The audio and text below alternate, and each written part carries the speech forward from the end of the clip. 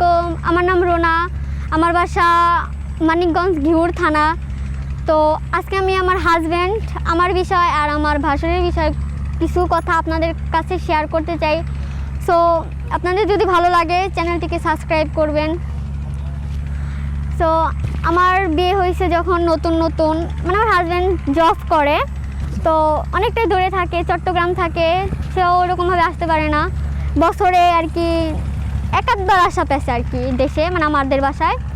তো এমনভাবে আর কি আমার সময় দিতে পারে না।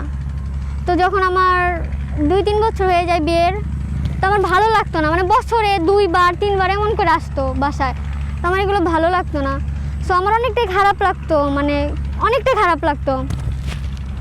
তো আমার বাসার সাইডে আমার ভাসুর থাকে, তো আমার ভাসুর আমাকে ফলো করতো, আমিও তারই ফলো করতাম।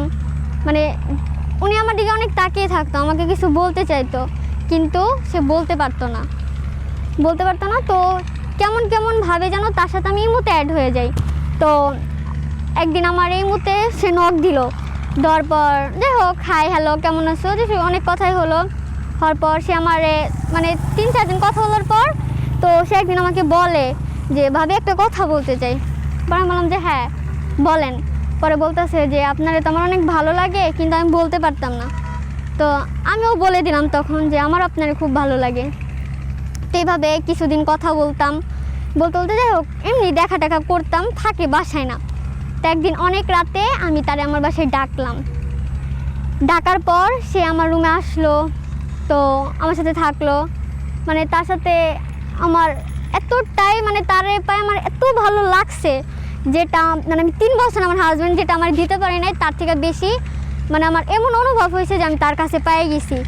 মানে পুরা এক রাতে আমার মনে হয়েছে যে তার সাথে আমি না জানি কতদিন থাকছি, আমার এমন কিছু একটা মনে হয়েছে, এমন কিছু আমি একটা ফিল করছি। তো যাই হোক এমন বেশ অনেক দিন আমি থাকলাম। আমার হাজব্যান্ড আসতো, তো মানে আমার সন্দেহ করতো না। তো যখন আমার হাজব্যান্ড আসতো তো আমার ভাসুরের সাথে আমি কথা বলতাম না, তার সাথে যে আমার টেক্সটের মাধ্যমে কথা হয়তো ওগুলো আমি আর কি ডিলিট করে দিতাম। তো যাই হোক কথা মানে আমার হাজব্যান্ড চলে যায়, আবার সে আমার কাছে আসতো। তো একদিন আমার না বইলা আমার হাজব্যান্ড চলে আসার পর তো আমি তার জন্য রান্না করতেছি। তো আমার ভাসুরের সাথে যে কথাগুলো আর কি ইমোতে বলতাম, টেক্সটে যে বলতাম, তো ওই কথাগুলো আমার হাজব্যান্ড দেখে ফেলার পর তো আমারে বললো যে আমি রান্না করতে লাগছি। তো আমার বলতেছে রোনা তুমি আসো, তোমার সাথে আমার কিছু কথা আছে। তো আমি আসলাম, আসার পর বললাম যে কী হয়েছে, এভাবে ডাকতেছো কেন? পরে আমারে বলতেছে যে মানে আমার দেখাইলো এইগুলা কি। পরে আমি বলতেছি যে মানে আমি অনেক ভয় পেয়ে গেছি যে যদি আমার কিছু করে, যদি মেরে ফেলে, আমি অনেক ভয় পেয়ে গেছি। ভয় পাওয়া যাওয়ার পর আমি মানে আমার নিজের ঘাড়ে দোষগুলো না নিয়ে আমি আমার ভাসুরের ঘাড়ে দোষগুলো দিলাম, যে এমন সে আমার অনেক ডিস্টার্ব করতো, আমার অনেক ভয় দেখাইতো। তো মানে আমি ওর চাপে পড়ে আমি সব সত্যি কথা বলে দিছি যে আমার সাথে রাতও থাকতো আইসা।